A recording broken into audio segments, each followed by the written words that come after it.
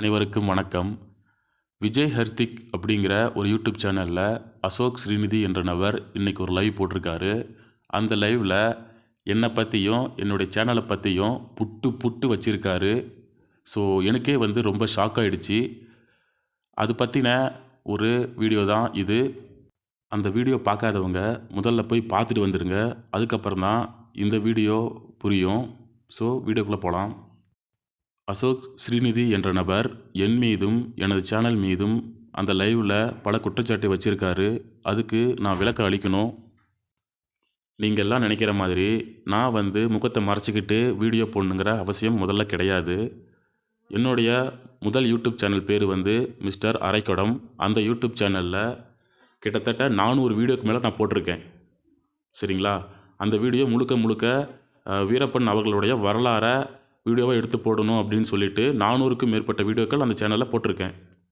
40,000க்கும் மேற்பட்ட சப்ஸ்கிரைபர் அந்த முதல் சேனலில் இருந்தாங்க.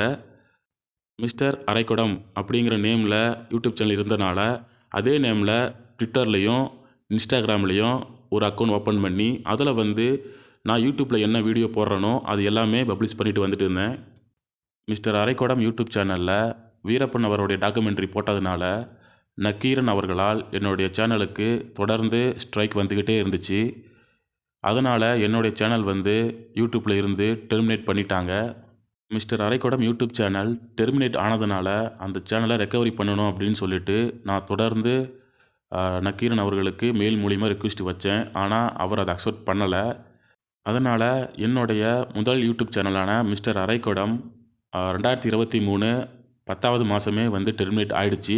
அது இன்ன வரைக்கும் ஆக்டிவாக கிடையாது. என்னுடைய முதல் யூடியூப் சேனல் மிஸ்டர் அரைக்குடம் டெர்மினேட் ஆனதுனால அதே நேமில் ஓப்பன் பண்ண ஃபேஸ்புக் அக்கௌண்ட், ட்விட்டர் அக்கௌண்ட், அப்புறம் இன்ஸ்டா அக்கௌண்ட் எல்லாமே அப்படியே நான் யூஸ் பண்ணாமல் விட்டுட்டேன். மிஸ்டர் அரைக்குடம் நேமில் ஓப்பன் பண்ண இன்ஸ்டாகிராம் அக்கௌண்ட்டில் கூட நான் கடைசியாக போட்ட போஸ்ட் எப்போ அப்படின்னா 23 ஜூன் 2023. ஸோ என்னுடைய யூடியூப் சேனல் டெர்மினேட் ஆனதுனால அதுக்கப்புறம் நான் அந்த இன்ஸ்டா அக்கௌண்ட்டை யூஸ் பண்ணவே கிடையாது. என்னுடைய ட்விட்டர் அக்கௌண்ட்டில் கூட நான் கடைசியாக போட்ட போஸ்ட் எப்போன்னா 1 மே 2021. அதுக்கப்புறம் இன்றைக்கி வரைக்கும் அந்த ட்விட்டரில் நான் எந்த ஒரு போஸ்ட்டும் போடலை. அதுவும் ஆக்டிவ் கிடையாது. மிஸ்டர் அரைக்குடம் அப்படின்னு சொல்லிட்டு ஃபஸ்ட்டு சேனலில் ஓப்பன் பண்ண இந்த ட்விட்டர் மற்றும் இன்ஸ்டாகிராம் அக்கௌண்ட் இன்றைக்கி வரைக்கும் பப்ளிக்காக தான் இருக்குது. நீங்கள் வேணால் போய் செக் பண்ணி பாருங்கள். ஓகே, இப்போது மெயின் மேட்ருக்கு வருவோம். சரியா? என்னுடைய முதல் யூடியூப் சேனல் மிஸ்டர் அரைக்குடம் நேமில் ஓப்பன் பண்ண இன்ஸ்டாகிராம் அக்கௌண்ட் இப்போ வரைக்கும் பப்ளிக்காக தான் இருக்குது. இனிமேலும் பப்ளிக்காக தான் இருக்கும்.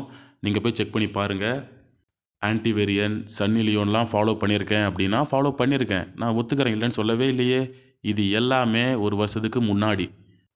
என்னுடைய முதல் யூடியூப் சேனலான மிஸ்டர் அரைக்குடம் டெர்மினேட் ஆனதுனால இன்ஸ்டா அக்கௌண்ட்லேயும் சரி, ட்விட்டர் அக்கௌண்ட்லேயும் சரி நான் அதுக்கப்புறம் போஸ்ட்டு போடலை. கிட்டத்தட்ட ஒரு வருஷத்துக்கு மேலே ஆயிடுச்சு நான் அந்த அக்கௌண்ட்டை யூஸ் பண்ணியே. நான் ஒரு வருஷத்துக்கு முன்னாடி யாரை ஃபாலோ பண்ணியிருக்கேன் அப்படிங்கிறதையே அசோக் ஸ்ரீநிதி சொல்லி தான் எனக்கே இன்றைக்கி தெரிஞ்சிருக்கு. அதனால் நான் ஃபாலோ பண்ணல அப்படின்னு சொல்லிட்டு நான் சொல்லலை. நான் ஃபாலோ பண்ணியிருக்கேன் தான், அதை நான் ஏற்றுக்கிறேன். அதுவும் ஒரு வருஷத்துக்கு முன்னாடி.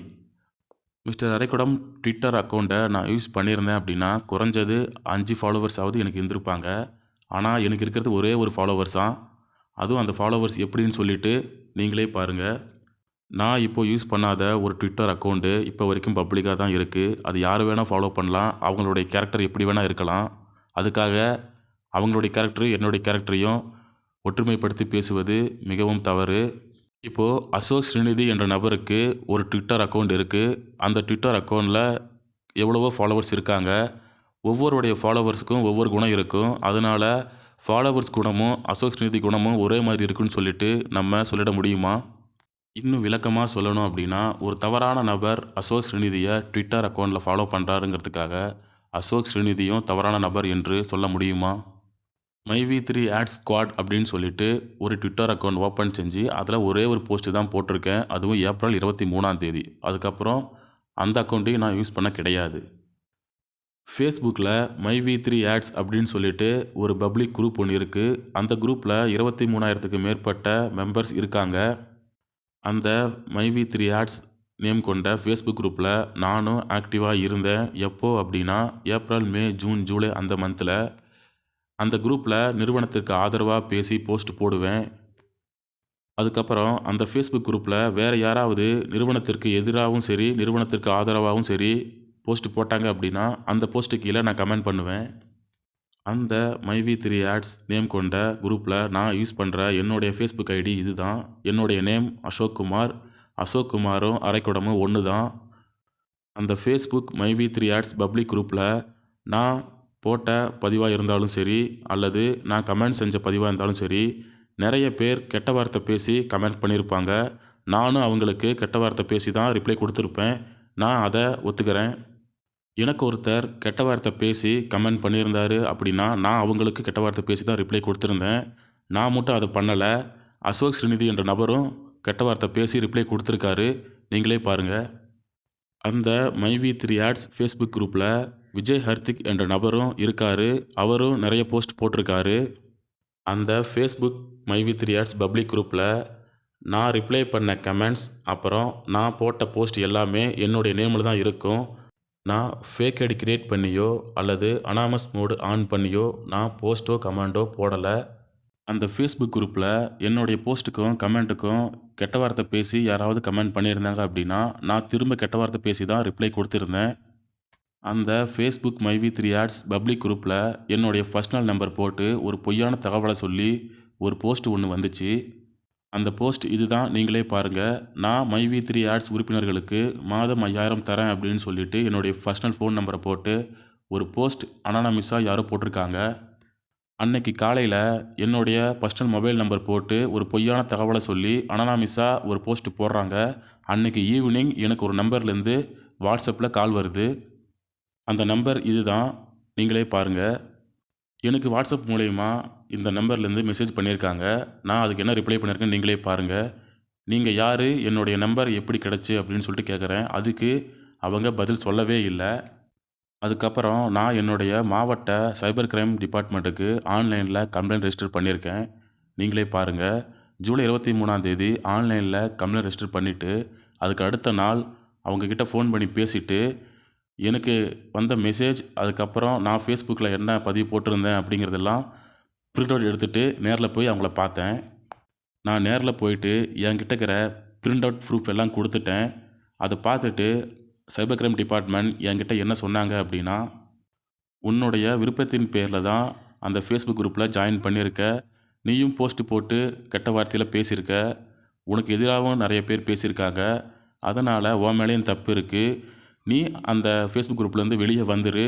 உனக்கு அன்வான்டாக யாராவது ஃபோன் மெசேஜ் பண்ணாங்களோ அந்த நம்பரை பிளாக் பண்ணிவிடு அப்படின்னு சொல்லிவிட்டு சைபர் கிரைம் டிபார்ட்மெண்ட் என்கிட்ட சொன்னாங்க.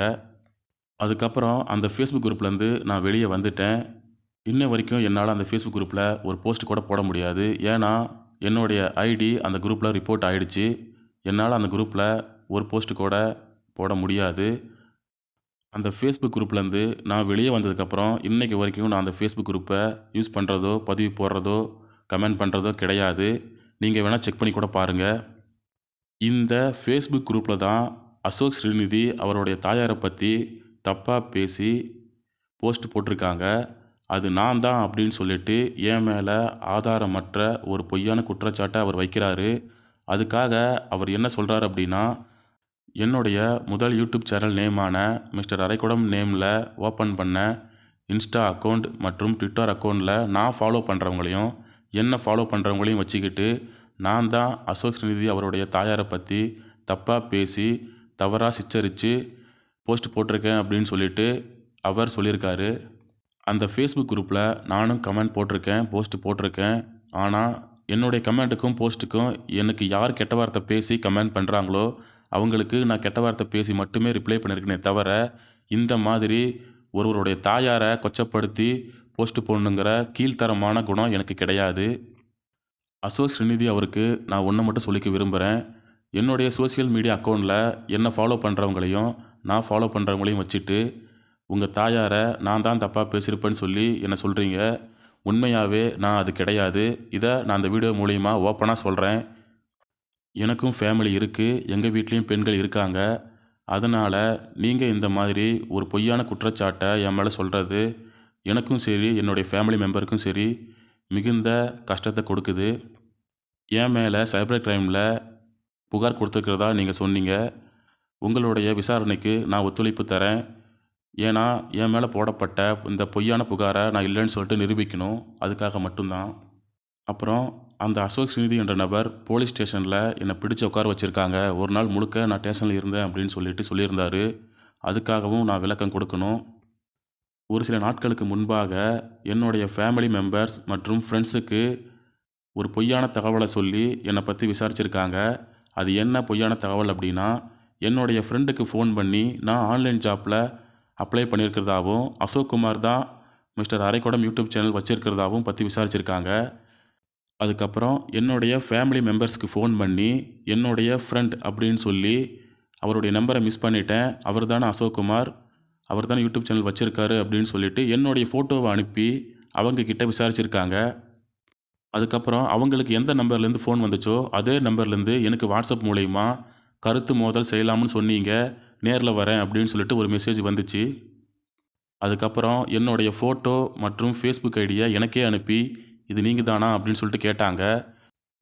பழக்கம் இல்லாத ஒரு நபர் எனக்கு மெசேஜ் பண்ணுறாரு. என்னுடைய ஃபோட்டோவை அனுப்பி என்னை பற்றி என்கிட்டே விசாரிக்கிறாரு. அப்படிங்கும்போது நான் எப்படி அவர்கிட்ட எல்லாமே சொல்ல முடியும்? எனக்கு வாட்ஸ்அப்பில் மெசேஜ் பண்ண மொபைல் நம்பர் தான் என்னுடைய ஃப்ரெண்ட்ஸுக்கும் என்னுடைய ஃபேமிலி மெம்பருக்கும் ஃபோன் பண்ணி என்னுடைய ஃப்ரெண்டு பேசுகிறேன், ஆன்லைன் ஜாப் பற்றி பேசுகிறேன் அப்படின்னு சொல்லி என்னுடைய ஃபோட்டோவை அனுப்பி என்னை பற்றி விசாரிச்சிருக்காங்க. எனக்கு மெசேஜ் பண்ணியிருக்காங்க. அதே நம்பர்லேருந்து என்னுடைய ஃபேமிலிக்கு ஃபோன் பண்ணி என்னை பற்றி விசாரிச்சிருக்காங்க. எப்படி என்னுடைய ஃபேமிலி மெம்பர் மொபைல் நம்பர் அவருக்கு கிடச்சிச்சு, என் ஃப்ரெண்டுடைய நம்பர் எப்படி கிடச்சிச்சிங்கிறதுக்கு அவர் இன்றைக்கி வரைக்கும் பதில் சொல்லலை. எங்கள் வீட்டு பெண்கள் மொபைல் நம்பருக்கு ஃபோன் பண்ணியிருக்காங்க, என் ஃப்ரெண்ட்ஸுக்கு ஃபோன் பண்ணியிருக்காங்க. ஒரு பொய்யான தகவலை, அதாவது என்னுடைய ஃப்ரெண்டு பேசுகிறதாவும் ஆன்லைன் ஜாப் பற்றி பேசுகிறதாவும் சொல்லி என்னை பற்றி விசாரிச்சிருக்காங்க. இது எனக்கு சந்தேகமாக இருந்துச்சு. அது மட்டும் இல்லாமல் பயமாகவும் இருந்துச்சு. ஏன்னா என்னுடைய குடும்ப பெண்கள் நம்பர் எடுத்திருக்காங்க, ஏதாவது மிஸ்யூஸ் பண்ண வாய்ப்பு இருக்குது அப்படிங்கிறதுக்காக மட்டும்தான் நான் என்னுடைய லோக்கல் ஸ்டேஷனில் போயிட்டு புகார் கொடுத்தேன். நான் புகார் கொடுக்க போனது ஈவினிங் 4 மணிக்கு மேலே தான். அப்போது அங்கே வேலையில் இருந்த எஸ்ஐ சார் அவர்கள் கொஞ்சம் வேலையாக இருந்ததுனால கொஞ்சம் வெயிட் பண்ணி தான் அவரை பார்க்க வேண்டியதாக இருந்துச்சு. நான் புகார் கொடுக்க போனது எனக்கு மெசேஜ் பண்ணி கருத்து மோதல் செய்யலாம்னு சொன்னீங்க, நேரில் வரேன்னு கேட்டிருக்காங்க. என்னுடைய ஃபோட்டோ ஐடியை எனக்கே அனுப்பி என்னை பற்றி என்கிட்டே விசாரிக்கிறாங்க. என் மீது எஃப்ஐஆர் போட்டிருக்கேன், நேரில் வரேன் அப்படின்னு சொல்லிட்டு எனக்கு பேசியிருக்காங்க. அந்த பயத்தாலையும் என்னுடைய ஃபேமிலி மற்றும் ஃப்ரெண்ட்ஸ் மொபைல் நம்பர் எடுத்து பேசியிருக்காங்க. எப்படி எடுத்தாங்க அப்படிங்கிறதுக்காகவும் தான் நான் புகார் கொடுத்துருக்கேன். என்னுடைய முதல் யூடியூப் சேனலான மிஸ்டர் அரைக்குடம் யூடியூப் சேனலில் என்னுடைய ஃபேஸ் காட்டி தான் நான் வீடியோ போட்டிருக்கேன். அது மட்டும் இல்லாமல் இப்போ நான் யூஸ் பண்ணுற மிஸ்டர் அரைக்குடம் 2.0ங்கிற யூடியூப் சேனலில் கூட ஒரு வீடியோ வெளியிட்டிருப்பேன். அது என்ன அப்படின்னா, வசந்தகுமார் அப்படிங்கிற நபர் கமெண்ட் பண்ணியிருப்பார், முகம் காட்டாத வீடியோ போடுறீங்க அப்படின்னு சொல்லிட்டு. அதுக்கு ரிப்ளை தரும் விதமாக ஒரு வீடியோ வெளியிட்டேன். அது என்ன அப்படின்னா, என்னுடைய ஃபேஸ்லாம் பார்க்குற மாதிரி கூட இருக்காது, அது மட்டும் இல்லாமல் வாய்ஸ் ஓவரில் பேசுகிறது தான் எனக்கு கம்ஃபர்டபுளாக இருக்குதுன்னு சொல்லிட்டு நீங்களே பாருங்கள் என் ஃபேஸை எப்படி இருக்குன்னு.